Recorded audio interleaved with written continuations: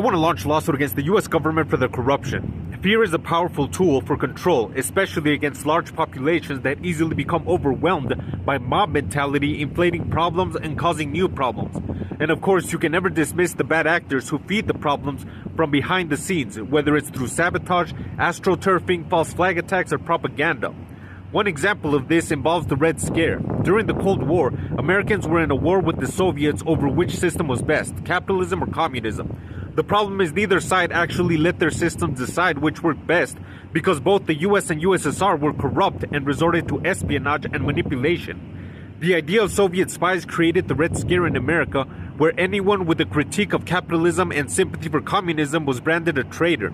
This fear led to hard stances where rational thinking went out the window in favor of blind obedience, and this led to the capitalists making a comeback after the robber barons had been defeated. Unchecked capitalism had created so many problems for the working man, they went to literal war against the robber barons for more rights, safety, and pay, and they succeeded. America still had capitalism, but with checks, balances, and regulations. But after the Red Scare, any talks about giving power to the workers or any solution that sounded rational but too much like communism or socialism was vilified. This allowed corporations to take control of the narrative that because capitalism is superior, they, as the vehicles of capitalism, were right about everything and deserved to do whatever they wanted. At first, corporations, with the help of the CIA, would overthrow any foreign government that threatened their greed under the pretense that communism can't be allowed to spread, when in reality, these countries just wanted to be freed from the corrupt oppression of US corporations that were exploiting their resources and people. But the corporations won, and eventually the US would become the target of corporate elites.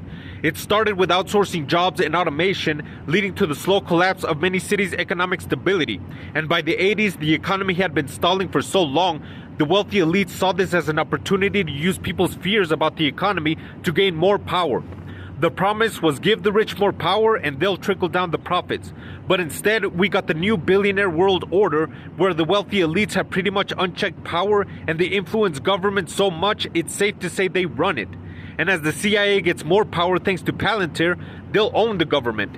It is important to be mindful of rational thinking in times of fear, especially since we know the rich and powerful will resort to anything to influence the population. The fear America had for the Soviets led to the CIA, the military-industrial complex, and neoliberalism. Even though every generation starting with the millennials didn't live through the Red Scare, we ended up with the consequences.